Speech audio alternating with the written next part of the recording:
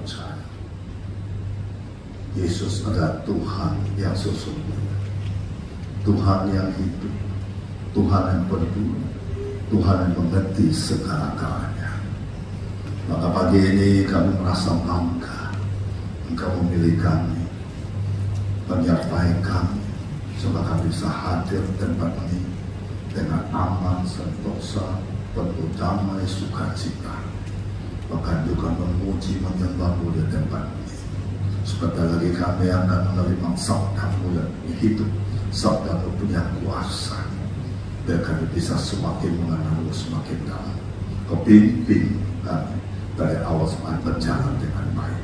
Di dalam nama Tuhan Yesus kami berdoa. Haleluya. Amin. Ya, silakan duduk.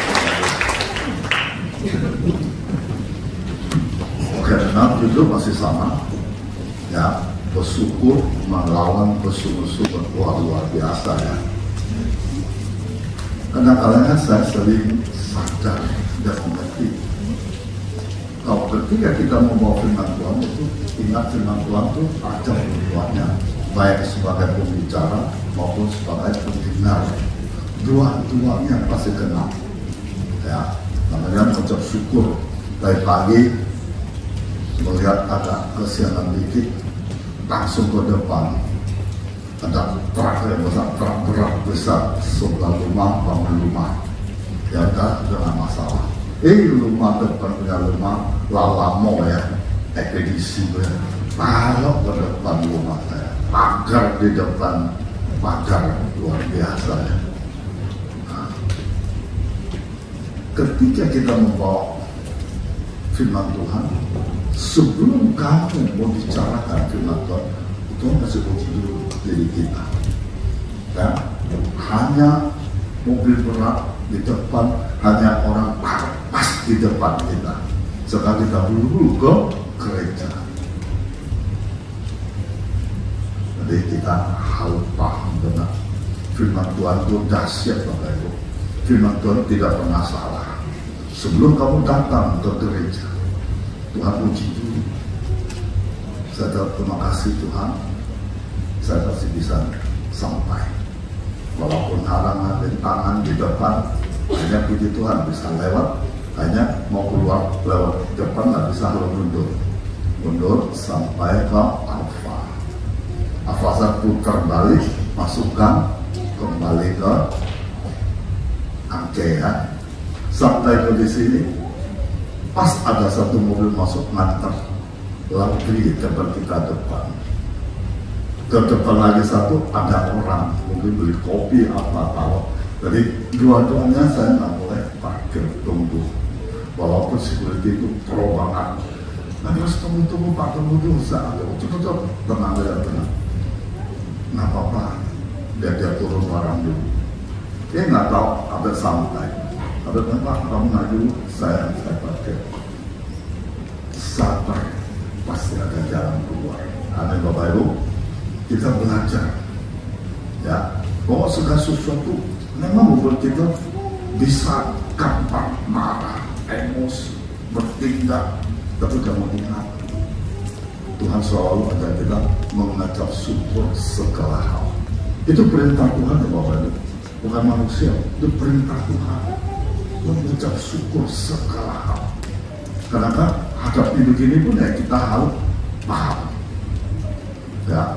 Jadi kita tahu pada hari ini kita belajar banyak mengucap syukur. Barang siapa bisa mengucapkan syukur dan segala hal, pertama dia pasti diri dia dekat sama Tuhan.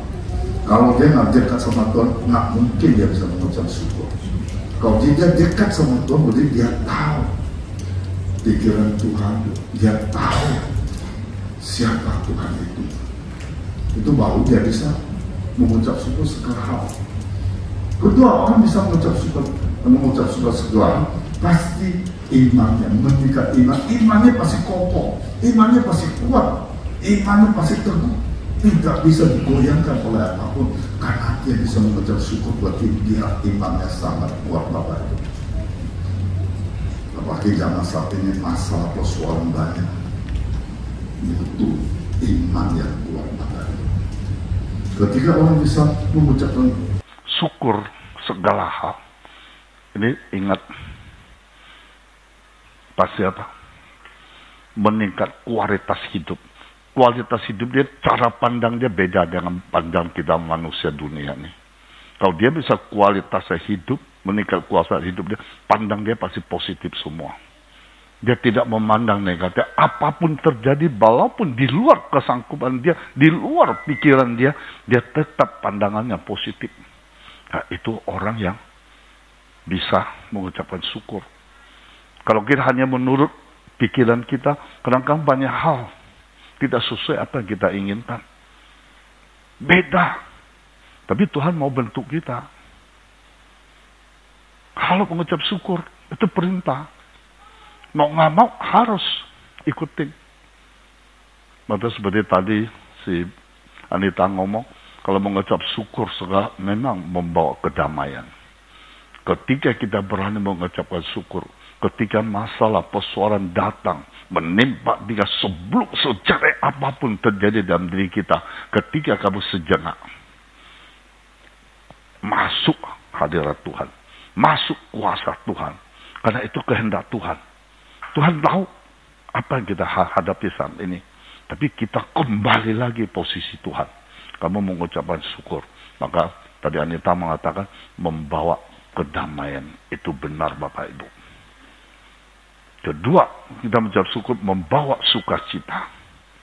Hati kamu pasti sukacita ketika engkau serahkan penuh pada Tuhan. Dan juga menghasilkan mujizat Bapak Ibu.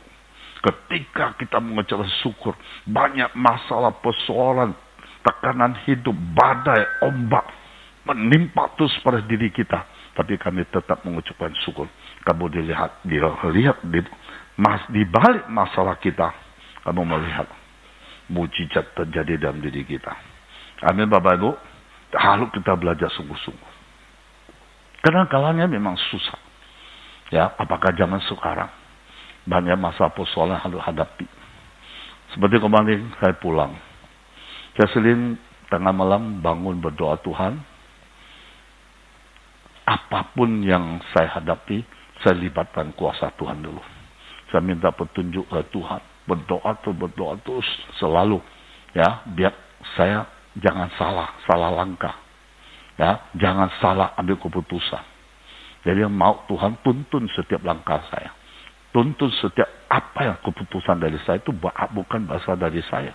Kalau dari saya pasti bisa salah. Karena kita manusia penuh lemah. Tidak tahu hari esok apa yang terjadi. Jadi harus pimpinan Tuhan. Seperti kemarin pulang, kita baru pulang udah 4 kali. Pulang lagi udah 6 kali. Kalau hitung-hitung pakai secara manusia, duit ini tambah lagi. Mahal lagi pulang. Sekarang 1,3, 1,4 sekali pulang 1 tiket.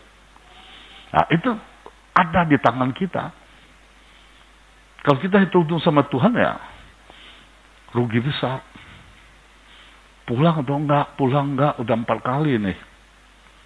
Padahal ada ngomong bisa, ya nggak perlu pulang lah. Saya dalam hati, saya berdoa terus, ini jawaban Tuhan. Jadi ada salah satu donatur, karena mereka dari Kaliasin ada kerusakan, ya meja-meja, kursi. Boleh ditayangkan ya. Nah, dia kirim, saya doa, tapi ada yang jawab. Nah ini, itu semua dari kita. Dari 36 ya meja. Astaga. Nah, ini lihat. Semua masalah apa?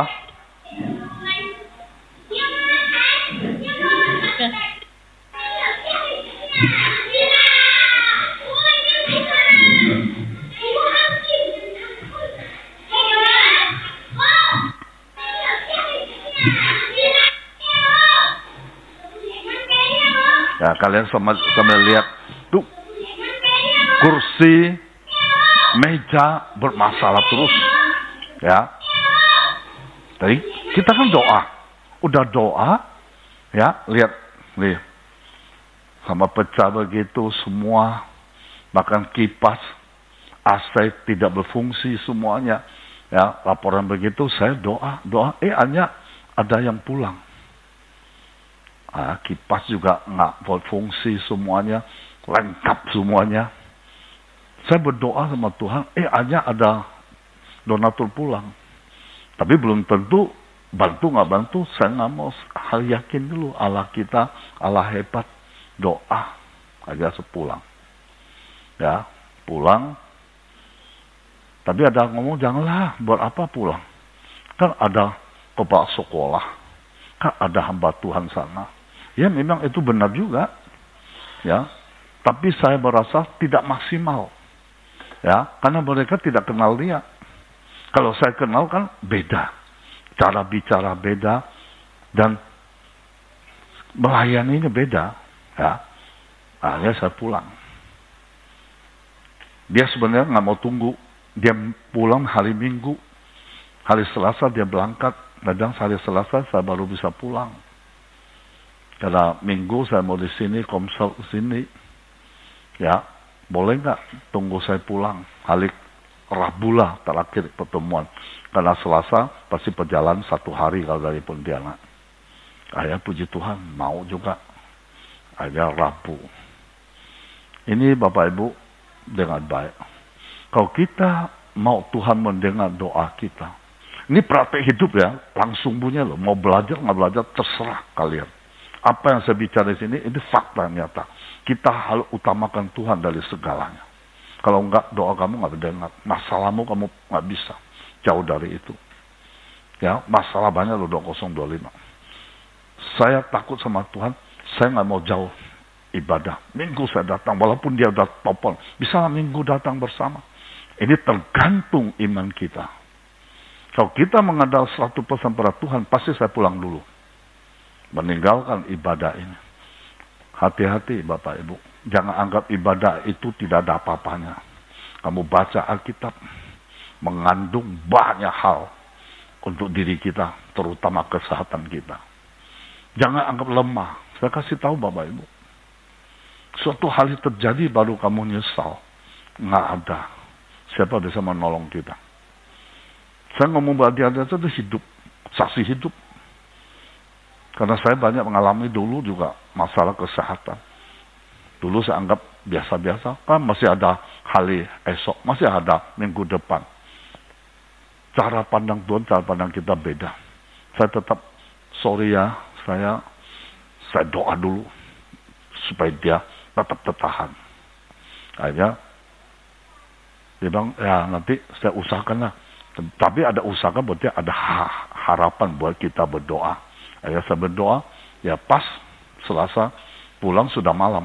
Karena Jakarta, ingat ya, Pontianak sampai di Singkawang 4 jam itu susah. Apa kita mau berhenti?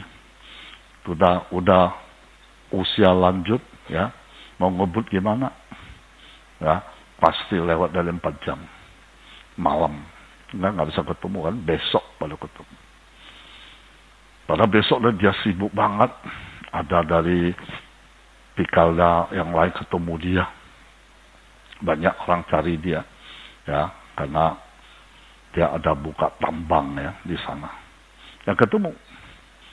Oke, lanjut video aja lah, langsung aja video.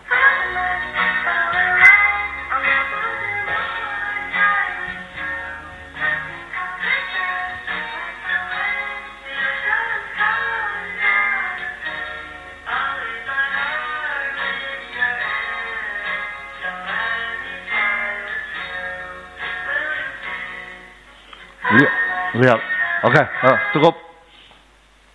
Kalau kita nggak pribadi, nggak mungkin bisa duduk bersama, bicara bersama. Mungkin dia hanya sekedar datang, ya, dari wali kelas atau kepala sekolah dan ngomong sepintas apa yang dia bicara. Nggak bisa bicara dengan sedalam-dalamnya, karena kita kenal beda.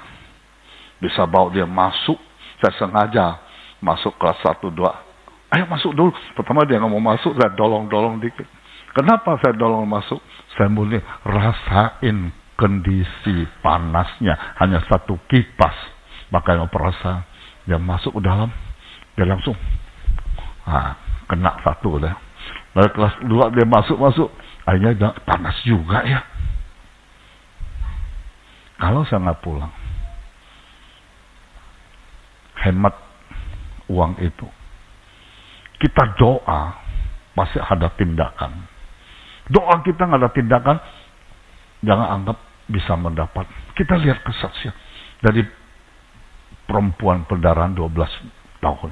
Coba dia nggak lari, jamah, coba Yesus. Orang buta kalau nggak teriak terus, dia panggil Yesus terus, nggak terjadi mujizat. Saya ajar firman Tuhan lah Bapak Ibu. Saya berdoa terus, udah dia sampai sana, kenapa saya nggak mau pulang? Kalau nggak takut bayar tiket. Harus tahu, kita harus paham kehendak Tuhan. Kita harus paham cara Tuhan mendidik kita, membentuk kita. Kita harus tahu. Nggak mau saya pulang.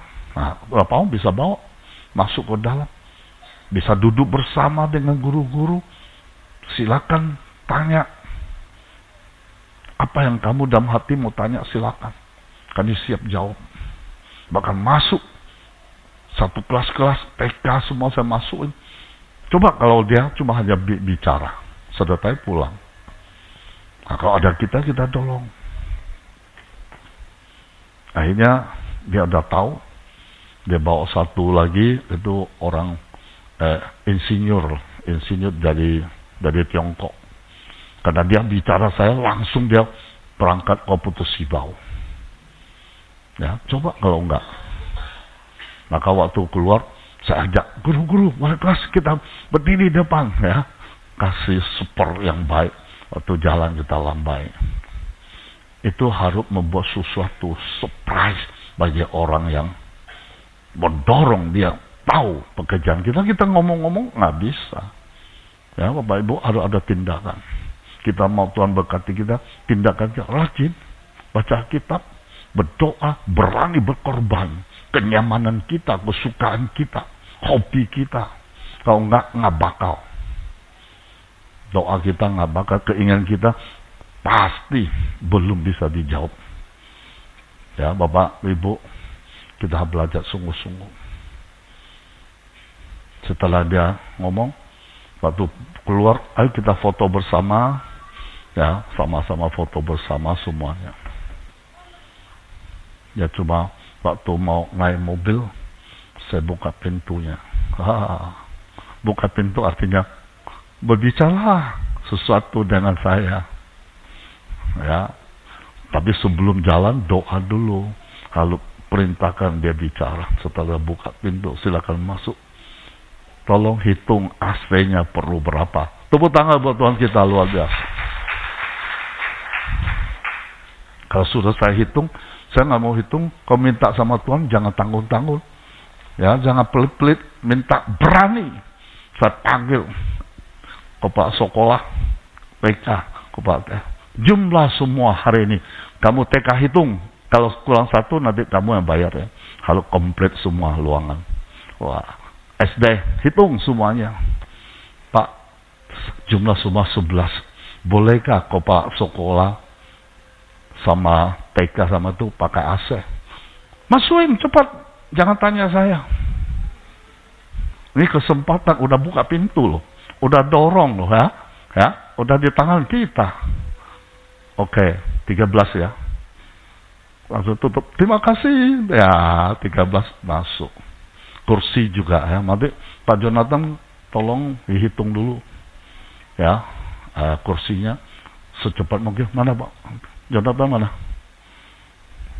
Nggak masuk ya? Jonathan mana? Belum ya? Atau lu hitung cepat ya. Takut ya pindah tempat ya belinya. Saya juga nggak mau pakai kursi ini, saya udah tahu pengalaman 3-4 tahun rusak pakai kursi kayu ya. Nah, tapi jangan kagetkan semua ganti 36 ganti 36 2 kelas dulu. Oke Bapak Ibu, tepuk tangan buat Tuhan kita. Jadi segala sesuatu kita harus mengucapkan syukur. Pertama, orang bisa mengucap syukur, ingat pasti dekat sama Tuhan. Orang bisa mengucap syukur pasti meningkat iman. Nggak bisa digoyahkan oleh situasi kondisi apapun. Ketika pasti kualitas hidup, pasti selalu pikiran positif-positif. Dan bahkan membawa kedamaian, seperti kita ngomong, sukacita. Mujizat terjadi seperti ini, mujizat terjadi. Saya bersyukur orang sudah sampai di daerah sana. Orang lain bisa ke sana, apalagi kita nggak mau ke sana. Yang perlu kan kita. Ini kalau kita bijaksana di dalam Tuhan, yang perlu kan kita, bukan dia perlu. Dia masih mau ke sana, kenapa kita nggak mau? Walaupun nggak jadi, tetap jangan menyesal. Ucapkan syukur kalau nggak bantu. Tapi ada tindakan iman. Ya, sampai ke sana. Nah, sampai ke sana aja dia pulang, banyak mujizat. Ketika malam ibadah doa bersama. Sudah berdoa bersama, kadang dari gembala sana, Pak Fi doain ya. Ya, kalau butuh, saya naik atas. Saya bilang, kalau tidak membutuhkan Tuhan, jangan naik. Kalau tidak percaya Yesus itu ada, punya kuasa, punya otoritas, jangan naik. Saya nggak mau doa orang nggak ada artinya. Kamu sendiri nggak yakin percaya Yesus punya kuasa, punya otoritas, dahsyat, sadai, jangan naik. Berapa saya doa juga nggak ada apa-apa. Bapak, Ibu naik harus benar sungguh percaya Yesus ada baru naik. Naik 8 orang. Dia bilang saya sakit kepala, masih pusing. Percaya nggak doa pasti pusing hilang? Doa, coba. Hilang ya. Kalau yakin, kalau orang doa kamu nggak yakin ya, nggak bakal Bapak Ibu. Iman mengalahkan segalanya. Maka saya sudah datang. Satu lagi anak muda, tapi punya istri. Pertama ngomongnya susah. Mau doa apa? Saya nggak tahu mau doa apa. Nggak mau doa, kamu pulang aja, duduk kembali. Saya di sini di atas, lalu ada sesuatu mau didoain. Kalau nggak mau ya, oh ya mau sehat, mau apa? Ya, bilang doa sehat ya. Setelah dia ngomong,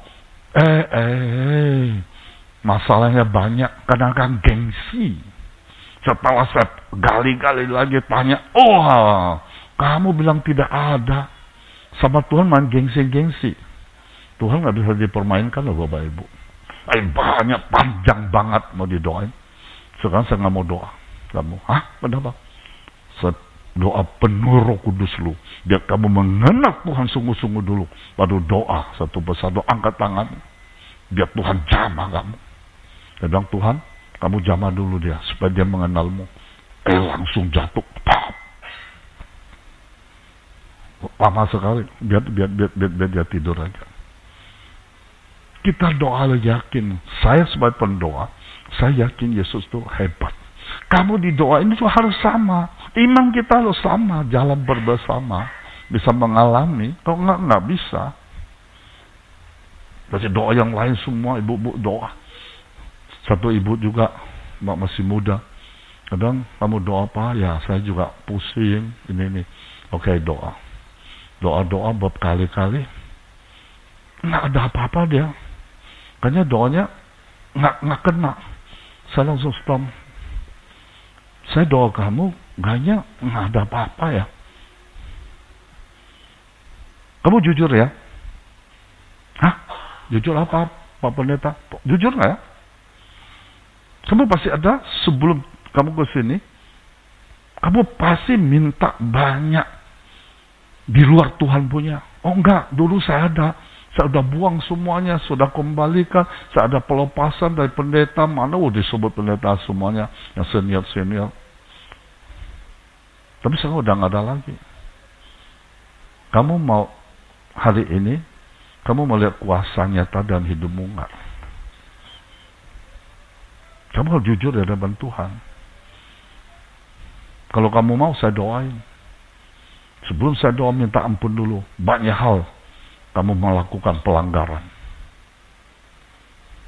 Akhirnya dia doa.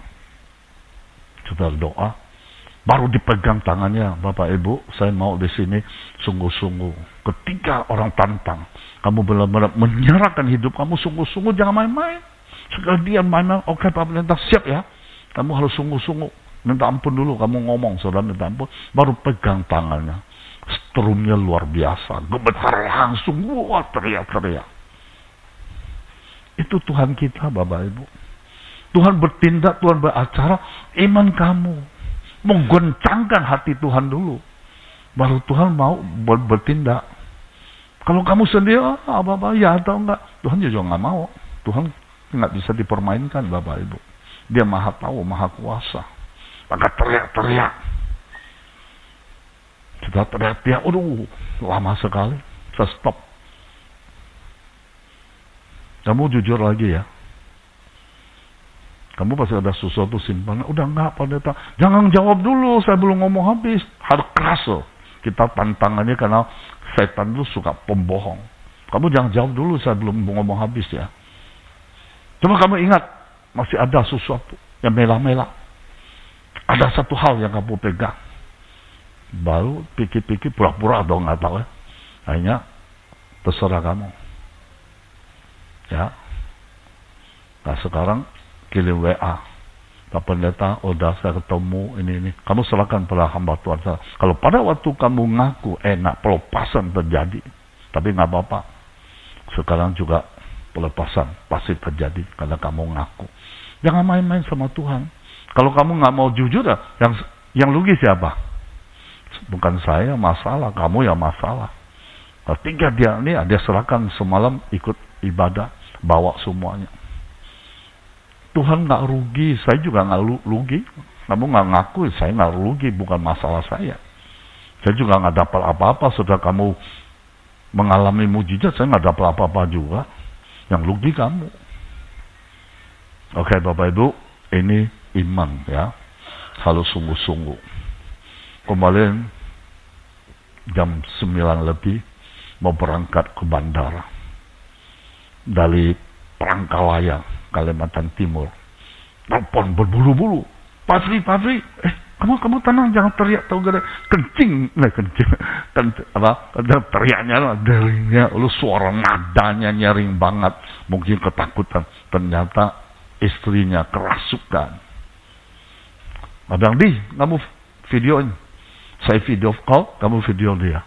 Nah, ada bukti mau lihat si Adi ada. Orang dari Palangkaraya, Kalimantan Timur. Tapi pasti cara gimana? Pokoknya kamu buka video call. Kamu taruh ke depan dia. Dia nggak mau angkat nanti. Kamu jangan jauh dulu. Pokok ikutin saya ngomong. Oh gitu ya? Ya. Karena dia pejabat ya. Pejabat tetap perintah, dia perlu Tuhan kok. Kita ke raja segala raja. Amin Bapak Ibu. Dia pejabat, saya tetap, Pak, ikutin saya ngomong. Kasih dia dekat-dekat. Video call kasih dia. Jangan ngomong, nggak ngomong kasih. Tadi udah kasih di depan, saya lihat dia tidur di bawah. Malah bukanya. Kamu melihat video ada Adi sana. Adi ada video ini. Langsung di depan dia, Bu, langsung buka mata. Bu, dengar saya ngomong. Dengar pendeta. Buka mata kamu. Langsung buka. Saya doain ya, sungguh-sungguh. Percaya Yesus itu Tuhan ya. Dia sangat baik loh sama ibu. Doa-doa. Lihat video lebih lengkap. Langsung bisa bangun, bisa berdiri, bisa bicara. Tepuk tangan buat Tuhan kita. Jadi orang bisa mengucapkan syukur, pertama meningkatkan iman. Bersyukur adalah bentuk pengakuan kebaikan Tuhan, menunjukkan bahwa kita percaya. Coba kasih lihat aja, supaya kalian tahu. Saya ada catatan, saya kirim dia. Meningkatkan iman. Ini orang yang mengucap syukur, menurut firman Tuhan, manfaat pertama adalah meningkatkan iman. Ya, Ria, coba kasih. Meningkatkan iman. Meningkatkan iman artinya bersyukur adalah bentuk pengakuan akan kebaikan Tuhan, menunjukkan bahwa kita percaya bahwa Tuhan telah memberikan berkat pada kita. Nah, nomor 1. Itu menurut firman Tuhan saya ambil ya. Nah, itu bisa lihat Kalau kamu ketik YouTube bisa keluar. Bukan ini. Tadi yang pertama, betul. Meningkatkan iman. Kedua, kalau orang bisa mengucap syukur, ya, menghilangkan rasa tidak puas. Ya, kita lihat ke depan aja, ya, supaya kamu paham. Saya akan artikan dia. Menghilangkan rasa tidak puas. Ketika kita fokus pada hal-hal yang kita syukuri, kita cenderung tidak lagi merasa tidak puas dengan hidup kita. Maka menghilangkan. Ketika kita mengucap syukur, membawa kedamaian. Rasa syukur dapat mengubah kecemasan menjadi kedamaian, melampaui segala akal. Keempat, ya, mengucap syukur memperoleh sukacita. Bersyukur dapat membawa sukacita, kegembiraan dalam hati kita. Yang kelima, mengucap syukur meningkatkan kualitas hidup. Bersyukur dapat membuat kita lebih positif, bahagia, memiliki rasa syukur lebih besar terhadap segala sesuatu yang Tuhan berikan. Keenam, mengucap syukur itu bisa membantu kita menjadi lebih baik.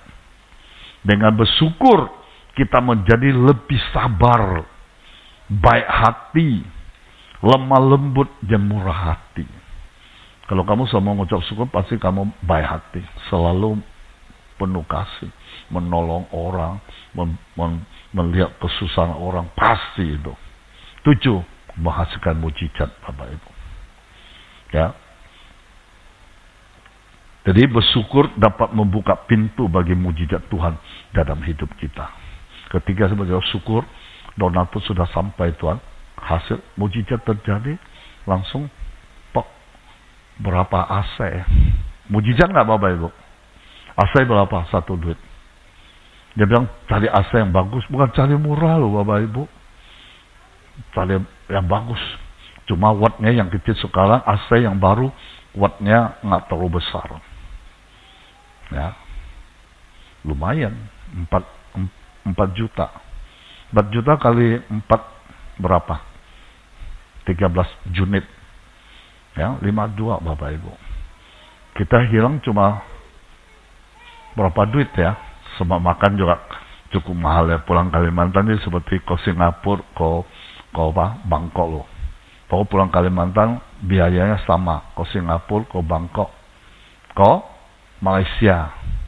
Hampir sama ya, siapa sering pulang, hampir sama. Tapi, langsung 13 kali 4, 52. Tambah kursi, nggak tahu Jonathan nggak kasih tahu berapa. Harus bertindak, Bapak Ibu. Menghasilkan mujizat. Kamu mengucapkan syukur. Udah doa, masa kita nggak pulang? Udah doa, maka kita nggak bertindak. Sama aja bohong. Keempat, ke-8, membantu kita menghadapi cobaan. Kalau kita senantiasa mengucap syukur, membantu menghadapi tantangan hidup, masalah, persoalan, pasti kita bisa lewati. Ya, kita di sini katakan, bersyukur dapat memberikan kekuatan, energi menghadapi cobaan dan kesulitan. Ke-9, mengembangkan buah roh. Kalau bersyukur membantu kita mengembangkan semua buah roh seperti tadi katakan, sukacita, kedamaian, dan pengendaraan diri. Ya. 10, memperdalam hubungan dengan Tuhan. Kalau orang selalu mengucap syukur, memperdalam hubungan kita dengan Tuhan. Jadi pasti kuat hidup kita. Jadi manfaat bersyukur, Tuhan telah menciptakan, Tuhan telah memberi kita semuanya, termasuk kehidupan yang kita jalani hingga saat ini. Setiap hari ketika kita bangun pagi, kita masih merasakan adanya kehidupan. Itu merupakan anugerah Tuhan yang begitu besar dalam hidup kita. Kita mengucap syukur bukan pada keadaan Bapak Ibu, tetapi kita mengucap syukur karena pada Tuhan. Walaupun keadaan menimpa kita buruk sekalipun, Tuhan pasti akan menunjukkan kebaikan kepada kita. Di dalam Alkitab terdapat banyak tokoh-tokoh yang senantiasa belajar mengucap syukur dalam segala hal, dalam segala situasi, kondisi. Saya ambil ya paling kita kenal adalah Daud. Itu banyak loh Bapak Ibu. Karena saya ambil Daud, karena Daud kita lebih cepat memahami. Ketika saya membaca Alkitab, menemukan bahwa wajah Daud dalam Mazmur banyak memberikan motivasi dalam kehidupan kita. Dalam keadaan apapun, saya lihat si Daud menghadapi walaupun senang, susah, dikejar-kejar oleh musuh, Daud selalu mengungkapkan bahwa Tuhan itu baik. Bapak Ibu, masalah datang, persoalan datang, tekanan hidup datang, selalu mulut kita mengucapkan apa? Tuhan itu baik. Seperti Daud. Dia tertekan berat. Masalah anak membunuh dia, masalah patahnya, masalah bermacam-macam tekanan hidup. Dia tetap ngomong, Yesus itu baik. Daud telah banyak melewati proses permunian batin dari Tuhan melalui masalah hidup yang dia alaminya. Dia banyak ngalaminya sesuatu, maka Tuhan sayang sama dia, karena dia selalu bisa mengucapkan syukur kepada Tuhan. Saya ambil kedua, Rasul Paulus saja. Satu kan Perjanjian Lama, saya baru Rasul Paulus. Kalau kita lihat Rasul Paulus menceritakan dalam memberitakan Injil, ia mendapatkan hambatan, lintangan, tantangan dalam hidupnya. Kita lihat tantangan hidupnya luar biasa. Ini saya ambil pada waktu saya ikut sekolah sahabat di GKI. Ini adalah dosen dari Reform, mengajak luar biasa. Coba kita lihat, kita baca dikit ya ayatnya. 2 Korintus 11 ayat 24-25. Lihat apa yang dia ngalami. Dia tetap bisa mengucap syukur. Kalau kita lihat 5 kali aku disesah orang Yahudi, sesama orangnya ya sama-sama Yahudi.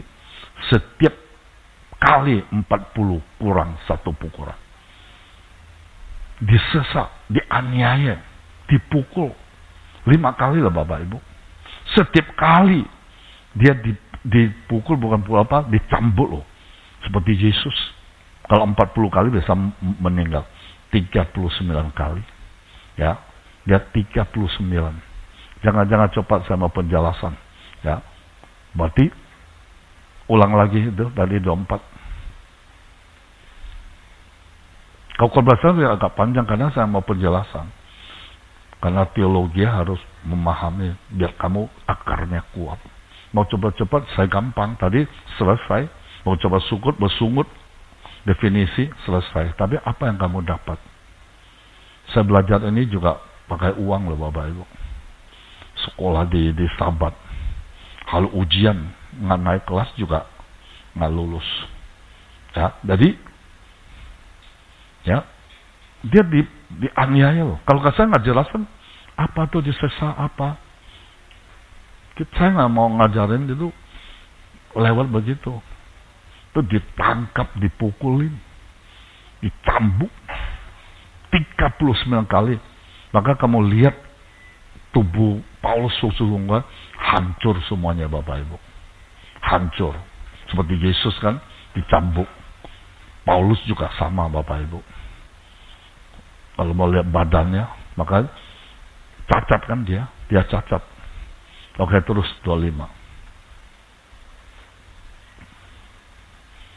3 kali aku didera. 1 kali aku dilemparin dari batu. 3 kali aku didera tuh diancam, tau gak? Dipukul pakai tongkat kayu Bapak Ibu. Tongkat kayu pukul dia. 1 kali aku dilemparin dari batu. 1 kali bukan artinya tahu nggak Bapak Ibu? Penjelasan dosen saya lihat dari kamu. 1 kali dilemparin batu, ternyata 1 kali Dia sering dilempar batu. Satu kali ini lempar batu orang Yahudi sampai Paulus meninggal, benar loh Bapak Ibu. Lempar batu, satu kali lempar batu, bukan sekali, satu kali ini membuat Paulus apa? Pingsan, mati loh Bapak Ibu. Kita lihat ayatnya.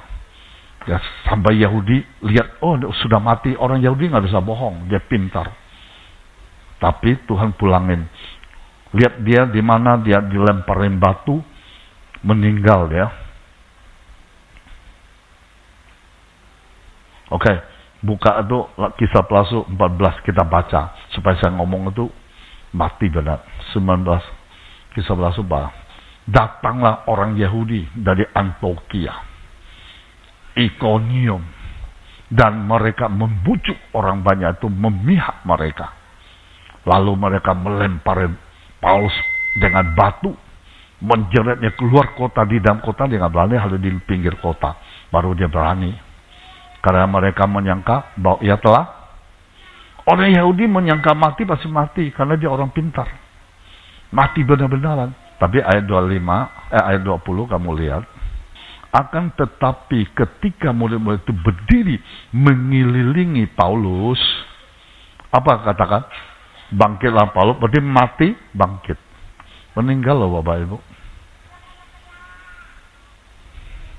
Sampai dilempar batu mati loh. Kalau kita masalah dikit, kecewa dikit, bisa nggak seperti Paulus? Pengorbanannya seperti Daud. Ya, oke, lanjut lagi, kembali lagi ke tadi yang 26 25 ya. Bangkit loh. Nah, 3 kali aku didera, ya, 3 kali dipukul dengan tongkat kayu, 1 kali dilemparin batu, ya tadi mati benar-benar Bapak Ibu, 3 kali mengenai karam kapal itu, karam artinya tahu nggak? Tenggelam tuh pernah, 1 kali dia terkatu-katu di laut, tenggelam di laut, tahu nggak? Di tengah laut dia tenggelam. Sepanjang malam 24 jam. Dari malam sampai sore. Baru dia bisa naik ke atas. Tadi sepanjang malam terkatu-katu di tengah laut. Dia ngalamin loh Bapak Ibu. Tenggelam di tengah laut. 24 jam tenggelam di sana. Terus 26. Dalam perjalananku aku sering diancam bahaya banjir. Kalau dia mengabarkan Injil, kalau hujan gede dulu kan zaman dulu banjir Bapak Ibu, dia ngalamin. Kita mengalami dikit aja masalah. Suruh penginjil jauh dikit masalah, belajar sama bertobat hari ini. Jangan selalu menginjil sedikit masalah, mengeluh bersungut-sungut. Lihat, banjir tetap jalan. Bahaya penyambung, kalau dia pengabar Injil, penyambung ketemu orang Yahudi, bunuh dia. Bukan orang Yahudi, bunuh juga dia. Karena nama sudah banyak kenal. Semua anggap dia penyesatan, mau bunuh dia lah Bapak Ibu. Bahaya nggak dia? Hidup dia bahaya nggak? Bahaya pihak orang Yahudi ya. Dan pihak bukan orang Yahudi. Semua mau bunuh dia Bapak Ibu. Bahaya di kota, kalau dia masuk kota bahaya, ketemu orang pembunuh dia. Bahaya juga di padang gurun. Masuk ke hutan bahaya, ketemu siapapun mau bunuh dia. Bahaya di tengah laut, laut pun ada orang mau bunuh dia.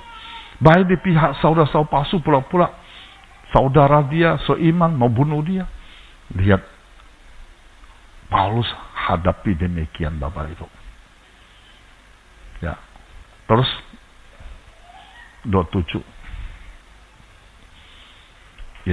Paulus berkata, aku banyak berjeli lelah, bekerja berat, kerap kali aku tidak tidur.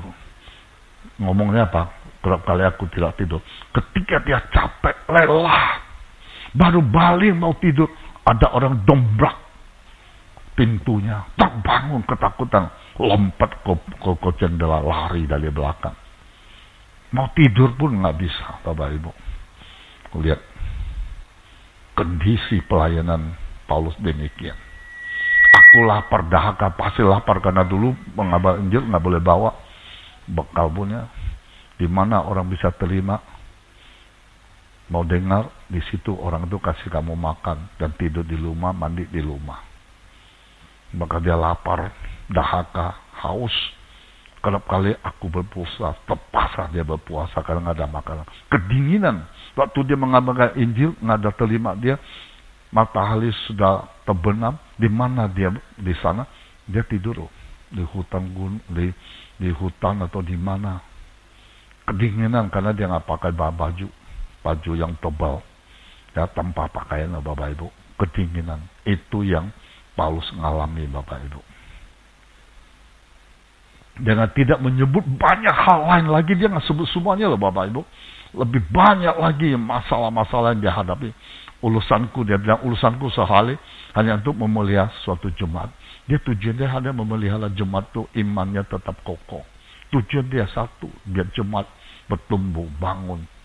Walaupun banyak persoalan, tantangan, rintangan, iman kita jangan goyah. Dia menunjukkan itu. Terus, jika ada orang merasa lemah, dia bilang apa? Tidakkah aku turut merasa lemah? Kalau kita orang sedih di hadapan dia juga merasa sedih. Kamu merasa sesuatu hal, dia juga merasa, dia ikut merasakan semua itu. Oke, Bapak Ibu. Ini ketika dalam kesesakan, Rasul Paulus tidak pernah bersungut-sungut, frustrasi, maupun putus asa. Bapak Ibu, saudara-saudara, kita sedikit masih mau putus asa nggak? Kita sedikit masih mau kecewa nggak? Tentang pelayanan, cuma ngomong doang. Nggak dihargai, dihormati, cuma gitu aja kamu bisa melalikan diri dan pelayanan. Apakah kamu sungguh-sungguh melayani Tuhan? Kita belajar dari Rasul Paulus, bagaimanapun dia terjadi. Di sini dikatakan tidak pernah bersungut-sungut, tidak frustrasi maupun putus asa. Dia tetap melayani Tuhan walaupun dia tahu nyawanya bisa melayang. Dia tetap lihat mau mati-mati, maka dia bilang, ya firmannya, mati keuntungan. Dia nggak takut mau mati karena dia dekat sama Tuhan. Justru dalam penjara, kita lihat Paulus pernah dimasuk penjara. Rasul Paulus memberikan motivasi kepada jemaat di Filipi agar mereka selalu mengucap syukur. Walaupun sudah ditangkap, dia nggak salah. Dia memakan Injil, dia masuk penjara, tapi dia tidak kecewa. Di dalam penjara, dia membimbing jemaat-jemaatnya, murid-muridnya semakin mencintai Tuhan. Hebat kan? Nah, kita hadapi sedikit masalah, langsung diam, nggak mau pelayanan. Masalah sedikit, langsung malas ke gereja, malas baca Alkitab, belajar sama Raja Daud sama Paulus, Bapak Ibu. Ketiga, waktu saya ikutin kuliah ini, ditanya di sini siapa seperti penderitaan seperti Paulus. Nggak ada yang tunjuk tangan. Nggak bisa, satu aja kamu pilih penderitaan yang diderita, pilih mana yang kamu pernah nggak ngalami. Kita pernah nggak ngalami dilempar batu sampai mati? Pernah nggak kita terkatuk-katuk, tenggelam di laut? Pernah nggak kamu tidur, capek tidur di domplak, pembunuh datang membunuh kamu? Pernah kelaparan kita mengizinkan Injil sampai tidak ada bau baju, kedinginan? Berarti nggak ada satupun, kalau dicoba satu persatu, kita nggak ada satupun ngalami. Kenapa kita putus asa? Bertobat hari ini, Bapak Ibu. Hidup selalu mengucapkan syukur, membuat kehidupan kita menjadi indah, Bapak Ibu. Ulangi ya, hidup selalu mengucap syukur, membuat kehidupan kita menjadi apa? Menjadi indah. Dalam keadaan apapun, hendaknya selalu mengucap syukur kepada Tuhan. Saat senang maupun susah, kita harus senantiasa bersyukur kepada Tuhan. Kita sudah tahu banyak manfaat kalau kita bersyukur. Hal-hal yang positif akan berada dalam kehidupan kita. Kalau kita banyak bersyukur, kita lihat manfaat bersyukur secara rohani, Bapak Ibu. Secara rohani, pertama kita semakin mengerti bahwa Allah tidak berdiam diri. Ingat, masalah persoalan apapun Tuhan tidak pernah diam. Tuhan pasti melihat kita. Tuhan pasti melindungi kita, menolong kita. Cuma kita nggak tahu, nggak percaya, membuat Tuhan diam. Apapun masa persoalan kamu hadapi, Tuhan tidak pernah diam. Amin, Bapak Ibu. Kasih tahu mulai hari ini, apapun yang terjadi dalam dirimu, Tuhan tidak pernah diam. Kasih tahu dia, Tuhan tidak pernah diam. Tuhan tidak pernah tidur. Dia pasti jaga kita. Jadi apapun keadaan, situasi, kondisi yang kita alami dan hadapi, tetap mengucapkan syukur. Kita disadarkan bahwa Tuhan tidak pernah meninggalkan kita. Amin, Bapak Ibu. Tuhan tidak pernah meninggalkan kita. Maka seperti kita lihat tadi lihat Roma 8:28. Ya, Roma 8:28 ya. Kita tahu sekarang bahwa Allah dulu bekerja dalam segala sesuatu, mendatangkan kebaikan bagi mereka mengasihi Dia. Harus mengasihi Dia loh, Bapak Ibu. Bagi mereka terpanggil sesuai dengan rencana. Ketika Paulus sama Barnabas ditangkap, dimasuk penjara yang paling di tengah-tengah, paling dalam, masuk di dalam tanah loh. Yang lain masih enggak, padahal dia bukan penjahat. Dibogol apapun. Masuk, pokoknya hukuman paling berat dibawa ke sana. Dia tetap mengucap syukur. Sepanjang malam dia sama Barnabas menyanyi, memuji Tuhan. Tidak merasa kecewa, Tuhan kenapa aku masuk di sini, Tuhan akhirnya mengabarkan Injil. Nggak pernah tanya kata-kata demikian. Dia tetap mengucapkan terima kasih, mengucap syukur. Dia nyanyi loh, Bapak Ibu. Dengan penderitaan dia hadapi saat itu, sesak napas, gelap gulita, dia tetap bernyanyi.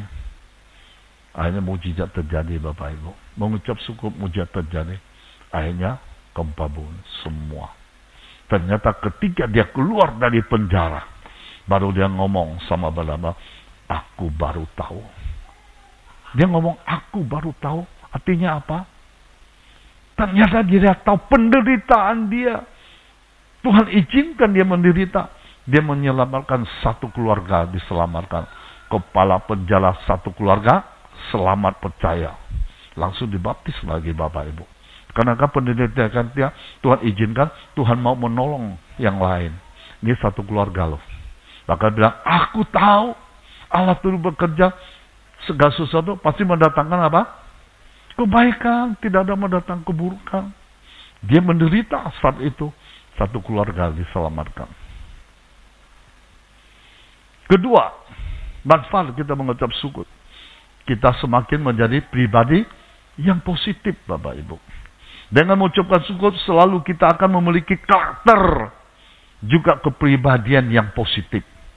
Pola pikir kita berubah dari negatif menjadi positif, dengan membiasakan diri kita untuk selalu mengucapkan syukur. Seperti Filipi 4 ayat 8, Bapak Ibu.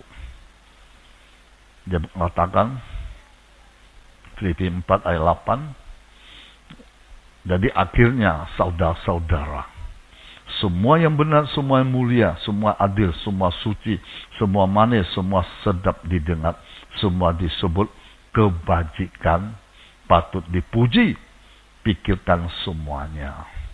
Yang ketiga, yang ketiga langsung. Dan manfaat kita mengucap syukur, semakin dewasa dalam iman kita. Semakin dewasa dalam iman kita. Ketika kita mengucap syukur, rohani kita akan bertumbuh. Pertumbuhan dalam hal rohani akan memupuk kedewasaan rohani kita. Setiap masalah dalam kehidupan kita akan membuat kita semakin kuat, lebih dewasa dalam iman, Bapak Ibu. Kolose 2 ayat 6 dan 7. Ya, kamu telah menerima Kristus Yesus Tuhan kita. Karena itu hendaklah hidupmu tetap di dalam Tuhan. 7. Hendaklah kamu berakar di dalam Tuhan dan dibangun di atas Tuhan. Hendaklah kamu bertambah teguh dalam iman yang telah diajarkan kepadamu. Hendak hatimu melimpah dengan syukur. Itu perintah Tuhan, Bapak Ibu. Ucap syukur selalu. Hari ini saya tahu banyak masalah kita hadapi. Masalah keuangan, masalah pasaran sepi, masalah yang lain. Tetap mengucap syukur. Tuhan tidak pernah diam, Bapak Ibu. Amin. Tuhan tidak pernah meninggalkan kita. Hadapi dengan mengucap syukur. Yang keempat, mencoba bersyukur menjadi pribadi memberkati dan setiap ucapan kita. Menjadi pribadi memberkati dan setiap ucapan kita. Kalau kita bersungut, kita nggak ada apa-apa, Bapak Ibu. Mengucap syukur secara tidak langsung akan mempengaruhi cara berkomunikasi kita dengan Tuhan, juga dengan sesama. Kata-kata terucap akan senantiasa memberi semangat kepada patah semangat. Kata-kata positif membangun, menjadi kekuatan orang lain. Dengan selalu mengucap syukur akan membuat kata-kata kita memberkati orang lain mendengarnya. Ibrani 13 ayat 15. Itu ada ayatnya. Ibrani 13 ayat 15. Sebab itu marilah kita oleh Tuhan senantiasa mempersembahkan korban syukur kepada Allah. Ucapkan bibir memuliakan nama Tuhan. Apapun tetap bibir kita ucapkan syukur. Jangan bersungut-sungut. Jangan sedih. Nggak mendatangkan apa-apa. Kalau kita ucapkan syukur memuliakan Tuhan, mendatangkan sesuatu yang baik pada diri kita. Dan Bapak Ibu, saudara-saudara dikasih Tuhan, manfaat bersyukur jasmani kita, ada kebaikan juga jasmani. Coba lihat jasmani. Kalau kita bersyukur menurunkan tingkat stres. Ketika pada waktu saya umur 39 tahun, saya bypass di Singapura. Anak saya masih kecil. Saya sedikit stres, Bapak Ibu. Lanjutan siapa? Bu Mariam harus hadapi 3 anak masih kecil. Ya. Di toko siapa yang jaga? Bu Mariam kan di rumah. Dari mandor di rumah. Saya bagian toko. Siapa yang jaga? Stres. Ketika saya saat itu menghadapi demikian, saya mulai belajar firman Tuhan. Saya mengucap syukur pada Tuhan. Jadi untuk menurunkan tingkat stres saya.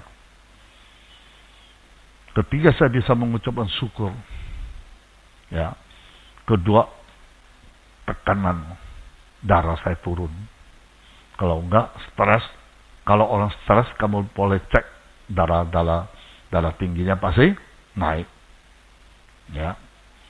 Pertama, bisa bersyukur, jasmani kita pertama menurunkan apa?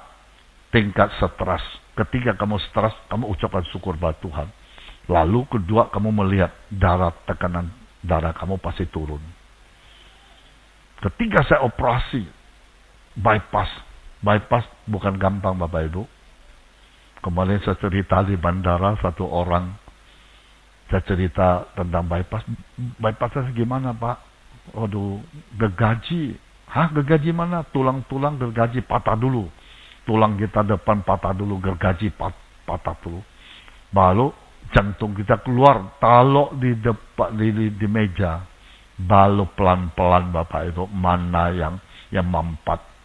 Udah tahu mampat yang mana, ambil nih sendi saya, tangan saya, ambil 2 nggak cukup, ambil kaki 4 saluran pernapasan. Ketika saya mengucap, kalau kita teriak-teriak terus, sakitnya luar biasa kalau bypass, Bapak Ibu. Kenapa sakitnya? Dia kasih morfin terus. Karena kita jantung kan nggak boleh diam. Jadi luka saya, jahitan bekas operasi itu tetap dia berjalan begini. Sakit nggak tiap hari? Luka belum sembuh begini. Maka morfin di sini, morfin terus dimasukin. Sepanjangnya 24 jam. Kalau dia berhenti, mati dong kita.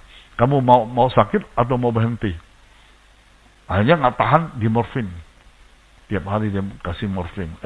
Menderita nggak? Ketika saya mengucap syukur, terima kasih Tuhan, Engkau baik, saya sudah bypass, sekarang saya sudah keluar dari ICU, sekarang saya tidak sesak napas lagi, sekarang saya tidak pingsan lagi mendadak, saya ucapkan terus. Pemulihan, operasi saya cepat sembuh, karena ucapan syukur. Ucapan syukur bisa membantu pemulihan setelah operasi, Bapak Ibu. Dan juga kita mengucap bersyukur bagi jasmani kita, gaya hidup menjadi positif. Kita pikir pasti baik, Tuhan baik, Tuhan baik. Gaya hidup menjadi positif. Kalau kita manfaat jasmani kita mengucap syukur, menurunkan tingkat depresi. Pasti meningkatkan tingkat depresi kita. Yang memperpanjang umur. Coba waktu itu saya emosi bersungut, hari ini saya nggak berdiri sini. Sudah 25 tahun aku bypass. Bisa berdiri. Berarti mengucap syukur, memperpanjang. Waktu kasih tahu mau umur panjang enggak? Ini firman Tuhan. Memperpanjang apa? Usia. Jadi menurut Alkitab, sikap selalu tersungut-sungut ada dosa yang serius. Karena menunjukkan ketidakpercayaan, kurangnya syukur kepada Allah. Sikap ini dapat menyebabkan berbagai konsekuensi negatif, termasuk hukuman, kehilangan janji-janji Tuhan. Ingat, kalau nggak syukur bersungut, itu mengundang hukuman datang. Kehilangan janji-janji Tuhan.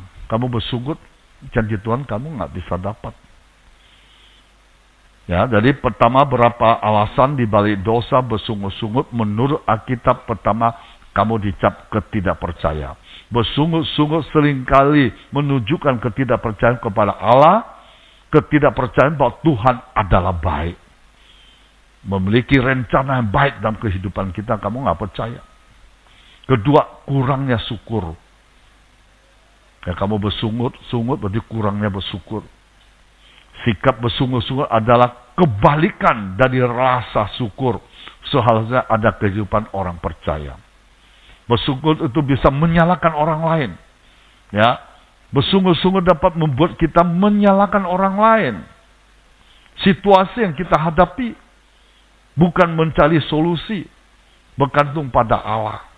Ya, seperti tadi saya keluar, kalau saya bersungut pasti menyalahkan orang itu. Ini dalam keadaan begini, kok jam begini mobil kamu taruh depan. Kenapa kamu sudah kok kamu punya rumah, kok taruh di depan saya kalau saya bersungut. Saya nggak mau. Jangan menyalahkan orang lain. Kalau orang nggak bersyukur pasti menyalahkan orang lain. Kenapa kamu? Kenapa kamu? Seperti dua orang itu. Satu orang ke di tempat bunga mawar. Satu bilang, wah mawar indah ya, wangi ya.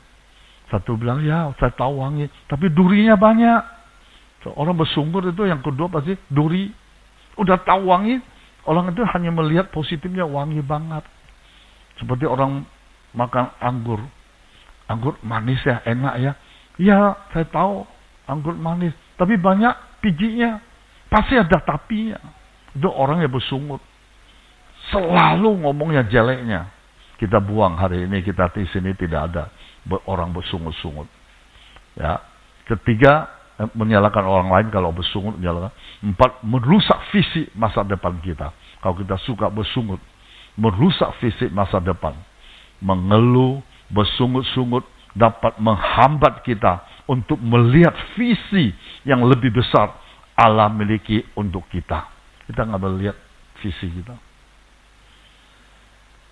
Dalam masalah hadapin, kalian pun saya selalu bersyukur. Saya melihat visi Tuhan lebih besar lagi dalam kaliasi. Ya, kalau saya bersungut pasti saya lepas. Tapi saya lihat cara Tuhan semakin mantap.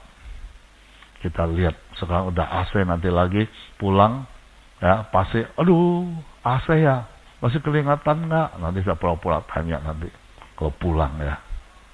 Kalau dia bersungut pasti dia tahu, aduh baru 1 PK, coba 1 PK itu orang tidak mengucap syukur punya. Nanti suruh kipas angin datang kepada dia.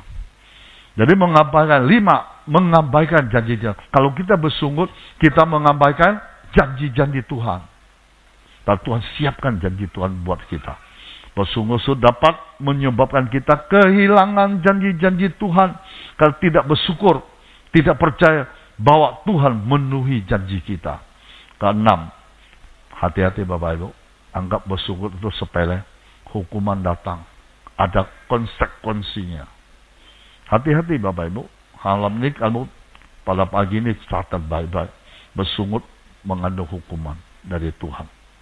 Sikap bersungut dapat membawa hukuman, konsekuensi negatif seperti dialami oleh bangsa Israel di padang gurun. Saya kasih contoh, ya padang gurun. Kita baca di sana aja. Bangsa Israel itu bersungut kepada Musa. Akhirnya sedikit tidak mendapat air, tidak mendapat makanan daging, dan juga kesulitan dikit di padang sungut, di padang gurun. Bersungut-sungut pada Tuhan. Kita lihat 1 Korintus ayat 10 ayat pasal 10 ya. 1 Korintus pasal 10 ayat 5 dan 10. Apa-apa baca dulu baru mengatasinya. Tetapi sungguh pun demikian Allah tidak berkenan. Allah tidak berkenan orang bersungut-sungut. Allah tidak berkenan kepada bagian terbesar dari mereka. Mereka ditewaskan di padang gurun. Bapak Ibu, 23.000 hari itu mati semua. Jangan main-main. Tuhan nggak mau kita mati-mati. Siapa bisa menolong kita? Coba bersungut terus. Anggap Tuhan tidak ada. Tewas loh. Semua itu telah terjadi sebagai contoh bagi kita memperingatkan kita. Supaya jangan kita menginginkan hal-hal yang jahat seperti mereka perbuat. Terus. Supaya jangan kita menjadi penyembah-penyembah berhala. Sama seperti beberapa orang dari mereka. Seperti ada tertulis, maka duduklah bangsa itu untuk makan, minum, kemudian bangunlah mereka dan bersukaria. Janganlah kita melakukan pencabulan seperti dilakukan beberapa orang dari mereka. Sehingga pada 1 hari tewas berapa orang? 23.000 orang Bapak Ibu. Jangan main-main. Janganlah kita mencobai Tuhan. Seperti yang dilakukan beberapa orang dari mereka. Sehingga mereka mati dipakan ular. Jangan coba Tuhan. Percaya.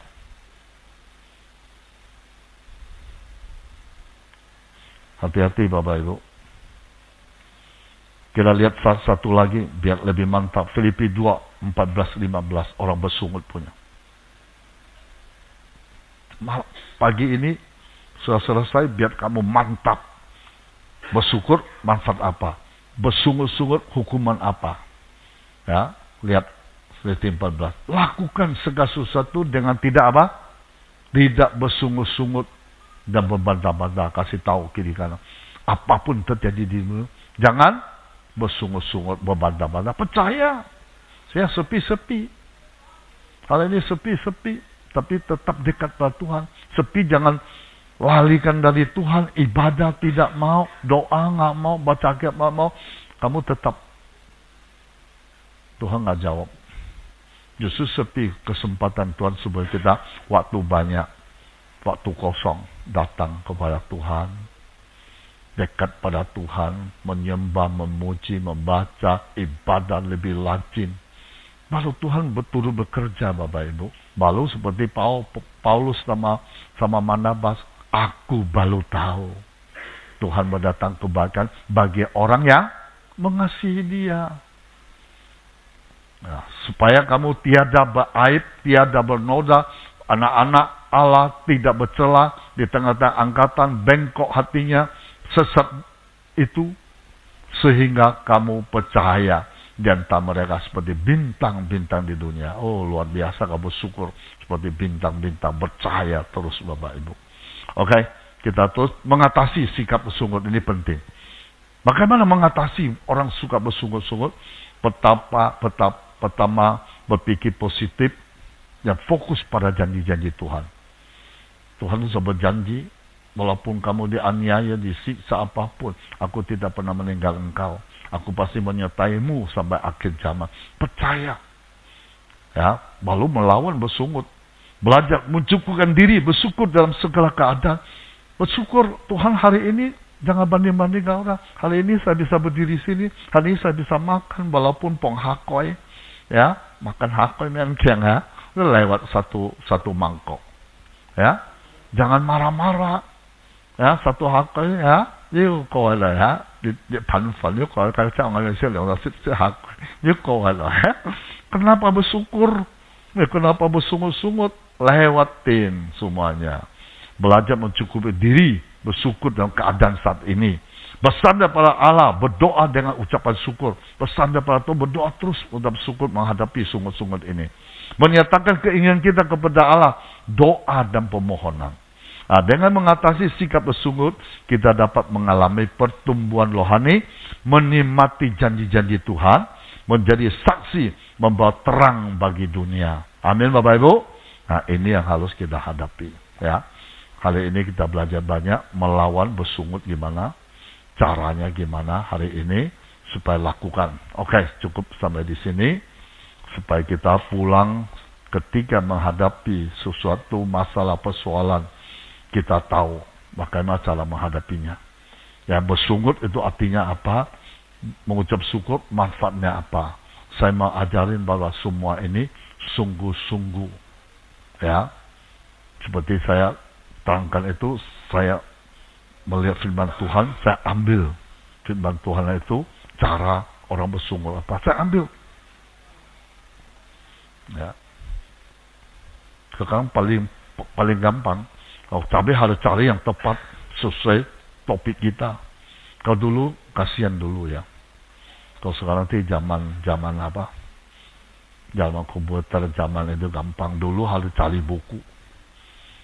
Maka buku banyak, kalau lihat pendeta dulu yang lama, bukunya paling banyak, bertumpuk di rumahnya. Kita membawa firman Tuhan jangan sembarangan.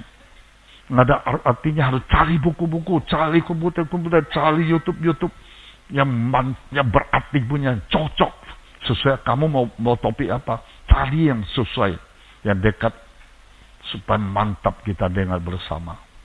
Seperti kita beli buku juga, jangan mau sembarang beli. Buku mana yang cocok kita belajar. Ya, belajar sungguh-sungguh. Oke Bapak Ibu, kita bangkit berdiri. Sudah tahu, ucap syukur pada Tuhan. Kita sungguh-sungguh sudah belajar hari ini. Selalu bersyukur, ada manfaat. Bersungut-sungut dapat hukuman, tidak meraih janji Tuhan. Rugi besar ya, hari ini kita harus. Oke, kita tutup mata. Bapak, terima kasih Engkau Allah yang luar biasa, Allah dahsyat, agung dan mulia. Ya Tuhan, kami bersyukur atas segala karunia, nikmat yang Engkau berikan. Kami menyadari segala sesuatu berasal dari-Mu. Kami mengucap syukur atas setiap nafas yang kami hirup. Kami memohon kekuatan tetap bersyukur dalam segala keadaan. Bahkan ketika menghadapi kesulitan, penderitaan. Tolong kami untuk tidak bersungut-sungut. Selalu melihat kebaikan-Mu setiap hal yang terjadi dalam hidup kami. Ajarin kami untuk bersyukur atas segala hal. Termasuk hal-hal yang mungkin tampak sulit. Kami percaya bahwa di balik setiap tantangan ada hikmat pelajaran yang dapat kami pelajari. Semoga kami dapat terus melatih diri untuk bersyukur, menikmati hidup dengan penuh rasa syukur dalam nama Tuhan Yesus. Amin.